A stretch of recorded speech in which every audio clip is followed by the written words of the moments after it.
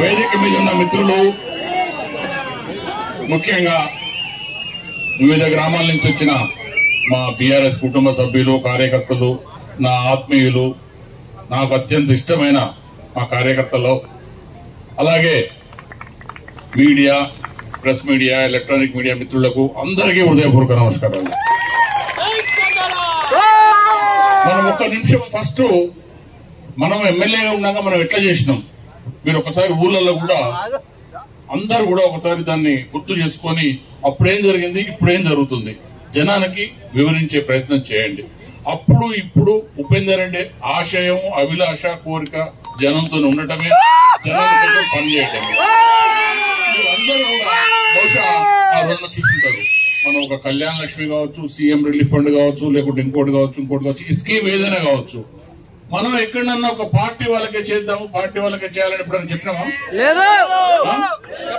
అందరికీ మనకు పార్టీలకు అతీతంగా, కులాలకు అతీతంగా, మతాలకు అతీతంగా అందరికీ చేసినాం.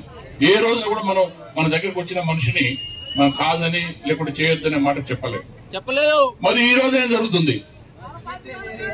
మరి మీరందరూ దాన్ని జనాలకు అర్థమయ్యేటట్టుగా చెప్పాలి. ఇప్పుడు మీరు ఒక చిన్న మాట, మీ అందరూ కూడా ఒక చిన్న క్వశ్చన్. బహుశా ఇక్కడికి వచ్చిన వాళ్ళందరూ కూడా మన పార్టీ ముఖ్యులు, ముఖ్య కార్యకర్తలే. దీంట్లో ఎంతో మంది నన్ను ఎన్నోసార్లు కలిసి ఉంటారు. మీ ఎమ్మటి వచ్చిన వాళ్ళు గాని, మిమ్మల్ని గాని ఒక్క మనిషి అన్న దీంట్లో నన్ను కలవకుండా వెళ్ళారా? ఎవరన్నా ఎవరు మాట్లాడతలేరు కదా. ఉపేందర్ రెడ్డిని కలవకుండా ఎవరైనా వెళ్ళారా? ఈ రోజు ఎవరైనా మిమ్మల్ని చూసేటోళ్ళు, కలిసేటోళ్ళు జనాన్ని ఉన్నారా? ఏడికి పోయినా పార్టీలు ముచ్చట చెప్తున్నారు. అంతేనా? నిజమేనా? నీది ఆ పార్టీ, నాది ఈ పార్టీ అని చెప్తున్నారు. మనం జనం, మన వాళ్ళు జనం మనం కావాలని కోరుకున్నా కానీ ఏ రోజున కూడా మనం పార్టీల ముచ్చట మాట్లాడలే. ముందు జనానికి మేలు జరగాలి. ఈ రోజున కూడా మళ్ళీ కూడా చెప్తున్నాం. సరే ఆ రోజున జనం మనకి ఎందుకు ఏదో ఓట్లు గాలి, సరే ఊళ్ళో లేదో చెప్తారు కదా, అట్లా ఏదైనా జరగని. అయినప్పటికీ కూడా మనకు ఓట్లు వేయని వాళ్ళందరూ మనకేం శత్రువులు కాదు. మనని ఈ రోజున నిజంగా కూడా ఎవరైనా ఇబ్బంది పెట్టాలనో, మనకు వ్యతిరేకంగా ఉండటం మాత్రం ఖచ్చితంగా శత్రువులే. దాంట్లో ఏం తేడా లేదు. ఖచ్చితంగా చూస్తాం, అది చెప్తాం మళ్ళా. కానీ మీరు నేనేమంటున్నా అంటే ఖచ్చితంగా ఊళ్ళల్లో ఆ డిఫరెన్స్ ని జనానికి అర్థమయ్యేటట్టుగా చెప్పండి. ఆ రోజున ఎట్లుండే, ఈ రోజున ఎట్లున్నది, ఈ రోజున ఏం చేస్తున్నాం. మన దగ్గరకు వచ్చిన నాకు ఈ రోజున కూడా నేను మళ్ళీ చెప్తున్నా, ఇప్పుడు కాదు, ఏ ఊరి నుంచి ఒక్క మనిషిని నేను పోతే సార్ కలవలేదని అనిపించమనండి, లేరు. ఒక రోజు ఫోన్ చేసి ఎత్తలేదని చెప్పానండి, లేదు. కాబట్టి మీరు ఆ తేడా అనేది జనానికి అర్థం కావాలి. ఇప్పుడు రాజకీయాలు, గవర్నమెంట్ ఒకటే కాదు, గవర్నమెంట్ చేస్తుంది. దాంతో పాటు ఒక మనిషిగా మనం చేయాల్సింది, ఒక మానవత్వం ఉన్న మనుషులుగా మనం ఏం చేయాలను. నాకు నిజంగా ఈ రోజు కొన్నిసార్లు చాలా బాధ అవుతున్నది. చిన్న దానికి ఇప్పుడు ఫోన్ చేస్తాడు, సార్ నాకు హాస్పిటల్ చూపించుకున్న సార్, మందులు కొనుక్కోవాలంటే 500 ఉంటాడు. లేకుంటే ఒక అమ్మాయి, నేను సార్ కాలేజీకి పోతున్నా సార్, నా దగ్గర 5,000 ఫీజు కట్టడానికి అంటుంది.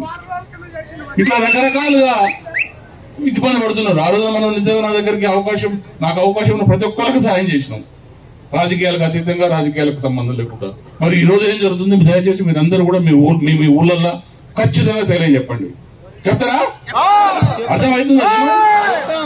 అసలు జనం ఉపేందర్ రెడ్డిని గుర్తుపెట్టుకోరా, మర్చిపోయినట్టు.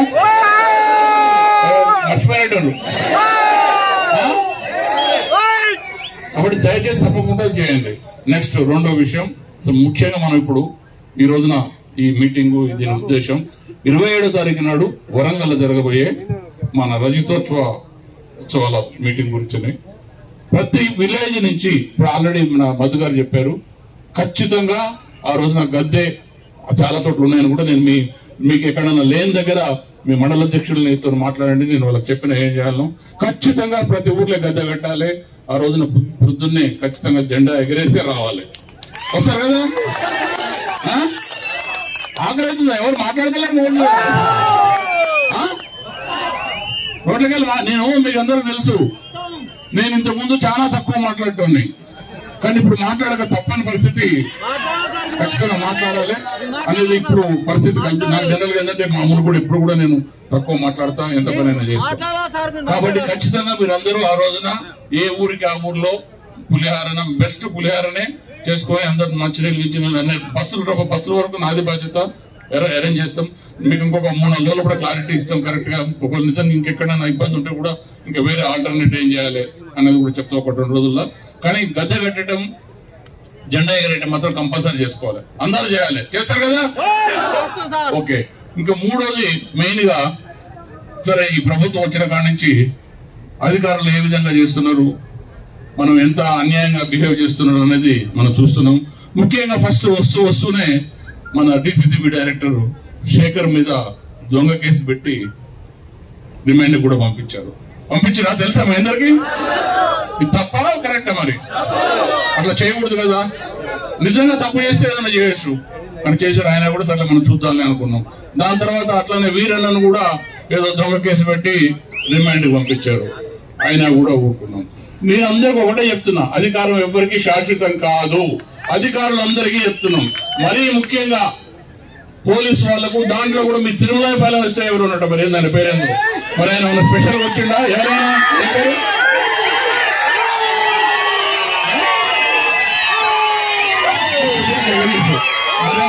స్పెషల్ వచ్చిందా? మేమేం చెప్తున్నా, నేను 5 ఏళ్ళు ఎమ్మెల్యే ఉన్న రోజున నా దగ్గరికి ఎవరు వచ్చినా, లేదు పోలీస్ స్టేషన్లకు ఎవరైనా పోయినా, పోలీసులు కూడా ఏం చెప్పేటంటే, బాబు ముందు వాళ్ళని కన్విన్స్ చేసి కేసు లేకుండా చేయాలని. ఆయన కేసు పెట్టుకుంటే మీ అందరికి తెలుసు, ఒక్క కేసు పెడితే మళ్ళీ దానికి 2 సంవత్సరాలు తిరగాలా? 2 సంవత్సరాలు ఏం చెప్పరా? 5 సంవత్సరాలు తిరగాలి. 5 సంవత్సరాలు ఆ కుటుంబం ఎంత ఇబ్బంది పడుతుంది, ఆర్థికంగా కానీ లేకుంటే పనులతో కానీ ఎంత ఇబ్బంది పడతారు. నేను ఖచ్చితంగా ఏ పార్టీలో కానీ నా దగ్గరికి వచ్చిన వాళ్లకు నేను పోలీస్ అధికారులు కూడా ఖచ్చితంగా చెప్పేటోండి, బాబు సాధ్యమైనంత కేసులు పెట్టొద్దు నాయన, కేసులు పెట్టకుండా కాంప్రమైజ్ చేసి పెట్టండి. కేసు అనేది కాన్ఫిడెంట్ అయితేనే పెట్టాలి. కానీ మరి ఇక్కడ అన్యాయంగా తప్పుడు కేసులు పెడుతున్నారు. అట్లాంటి వాళ్ళకు ఖచ్చితంగా వాళ్ళకు మళ్ళా దానికి తగ్గ పనిష్మెంట్ ఉంటుంది. ఈ అధికారం శాశ్వతం కాదు. ఖచ్చితంగా నేను మళ్ళీ చెప్తున్నా, ముఖ్యంగా మీరు తిరుమల వస్తే ఎవరు బాబు ఈ పద్ధతి మార్చుకో, మేము అన్యాయం చేయమని చెప్పాలి. నేను ఖచ్చితంగా మా వాళ్ళు తప్పు చేసినా కేసు పెట్టండి, న్యాయంగా పెట్టండి. మీరు న్యాయంగా ఉండండి, న్యాయంగా పెడితే పర్వాలేదు. లేదంటే మాత్రం నీ ఈ రోజు ఒకరోజు నీ ఉద్యోగం అయిపోదు, లేకుంటే నువ్వు అయిపోవు. కానీ జాగ్రత్తగా ఉండాలి, ఇది మాత్రం తప్పు. ఎవరైనా కానీ జిల్లా మొత్తం ఖచ్చితంగా రివోల్ట్ అవుతుంది. జిల్లా మొత్తం ధర్నాలు చేస్తారు, అన్ని చేస్తారు. జాగ్రత్తగా ఉండండి. కాబట్టి మీరు కూడా తప్పకుండా ఎవరు కూడా భయపడద్దు. ఎట్లాంటి కార్యకర్త కూడా దేనికి కూడా భయపడద్దు. నేను నా నోట్ల నుంచి ఇంతకుముందు ఎప్పుడు కూడా మనం కొడుదాం తిడదాం అనే మాట వచ్చేది కాదు. వచ్చింది ఎప్పుడన్నా? ఇప్పుడు చెప్తున్నా,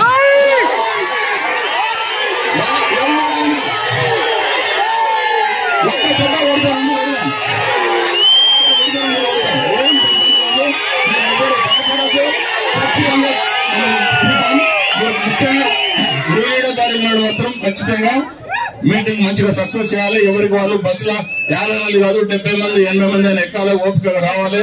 మీరందరూ జాగ్రత్తగా రండి. అందరికి